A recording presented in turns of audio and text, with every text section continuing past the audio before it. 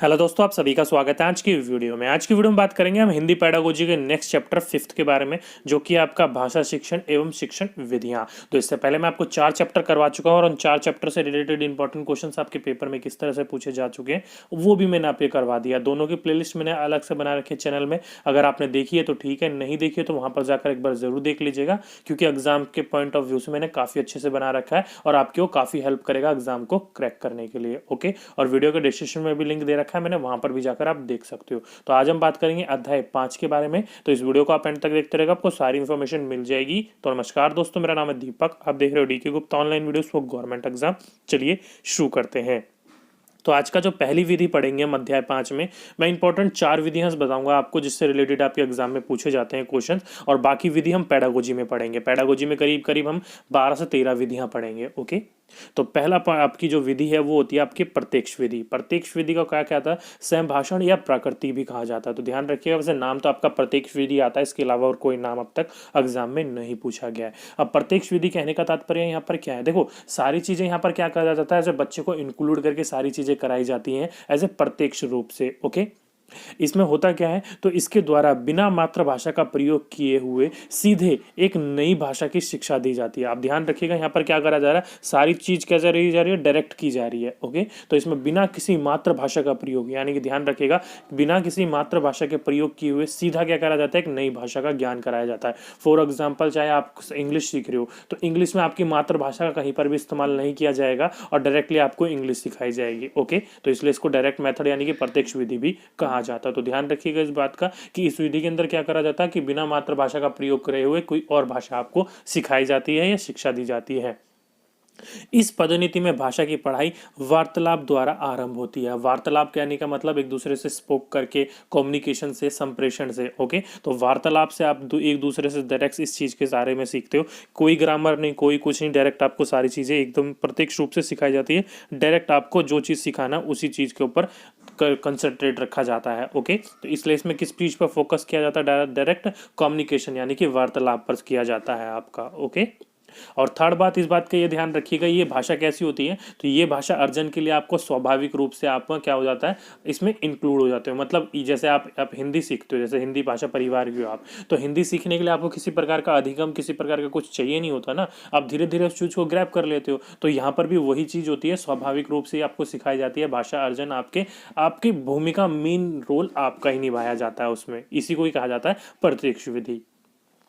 Next विधि की बात करें तो अनुवाद व्याकरण विधि, यानी कि परोक्ष विधि भी कहा जाता है इसको। वैसे अब तक जो पूछा जाता है अनुवाद व्याकरण विधि ही कहा जाता है।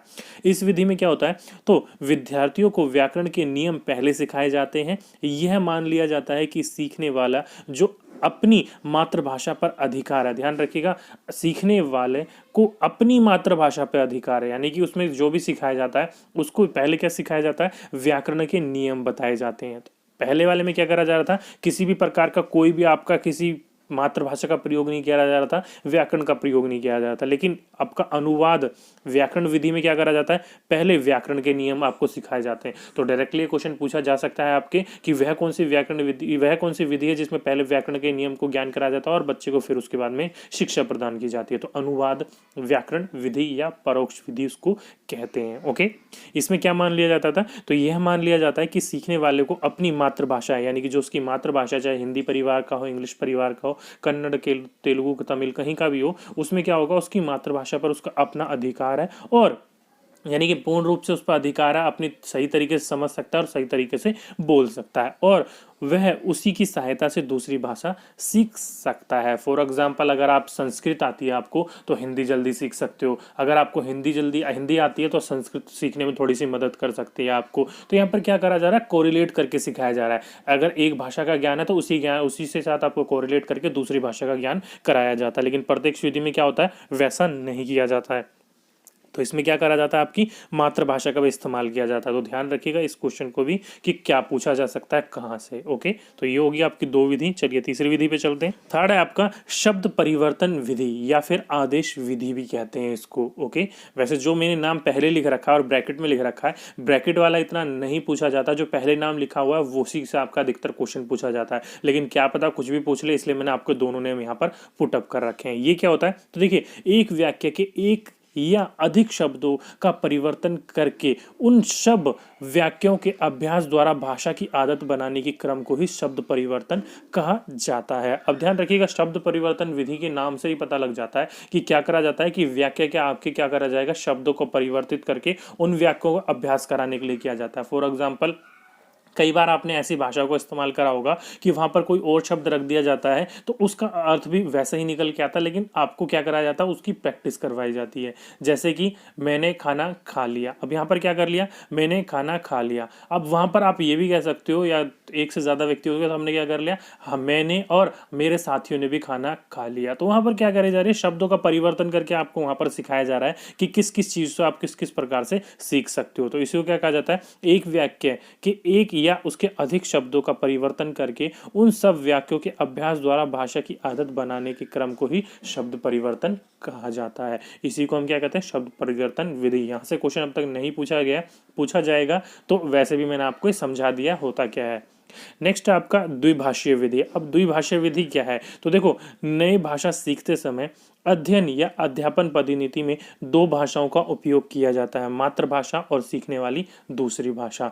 जैसे कि मैंने अभी आपको बताया कि मातृभाषा का प्रयोग करते हो, जैसे कोई आपको लैंग्वेज सिखाई जा रही है, फॉर एग्जांपल आप स्कूल्स में जाते हो, तो स्कूल में जाते समय आपको क्या एक भाषा, तो आप वैसे तो मल्टीलिंगुअल होते ही हो, साथ में अगर आप इंग्लिश भाषा परिवार के हो तो ठीक है, नहीं हो तो आपको इंग्लिश सिखाई जाती है। तो इंग्लिश सीखने के लिए आपकी जो मातृभाषा होगी, चाहे वो आप संस्कृत हो या हिंदी हो, उसका भी इस्तेमाल किया जाता है आपका किसमें, आपको दूसरी भाषा सिखाने में। उसी को क्या कहा जाता है, भाषा अधिगम या द्विभाषीय विधि कहा जाता है। तो ध्यान रखिएगा, जब आपको दूसरी भाषा सिखाने में मातृभाषा का उपयोग किया जाता है या अध्यापन पद्धति में आपके दो भाषाओं का उपयोग किया जाता है, तो उसको क्या कहा जाएगा, द्विभाषीय विधि कहा जाएगा।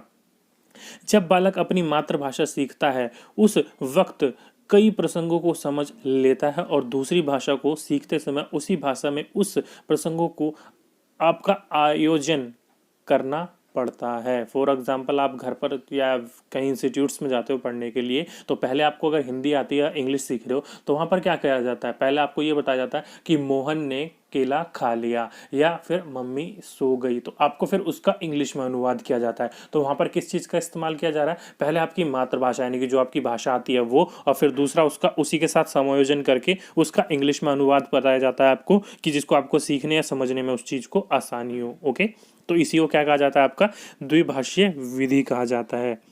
तो यही एक छोटा सा चैप्टर था आपका, जो कि इंपॉर्टेंट 4-5 विधियां था आपके हिंदी व्याकरण के लिए। ध्यान रखिएगा, हिंदी चैप्टर के लिए। बाकी और विधि हैं वो मैं आपको अलग से पढ़ाता रहूँगा, जो पेडागोजी का सेक्शन हमारा, वो पेडागोजी में पढ़ेंगे उस वीडियो के बारे में। ओके, तो दोस्तों आज की वीडियो में बस इतना ही। अगर वीडियो अच्छी लगी हो तो नीचे जाकर वीडियो को लाइक करना ना भूलिएगा। अगर आपके मन में वीडियो के रिलेटेड कोई भी डाउट हो, कोई भी क्वेरी हो, तो नीचे कमेंट बॉक्स में कमेंट कीजिएगा, मैं आपका रिप्लाई जरूर करूंगा। अगर आपने इस चैनल को अब तक सब्सक्राइब नहीं करा तो जल्दी से सब्सक्राइब कर लीजिए, और उसके साथ में जो बेल आइकन होगा उसको भी दबा दीजिएगा, ताकि आने वाली वीडियोस का नोटिफिकेशन आपको टाइम टू टाइम मिलती रहे। तो आज की वीडियो में बस इतना ही, आपसे फिर मुलाकात होगी नेक्स्ट वीडियो में। जब तक के लिए जय हिंद, जय भारत।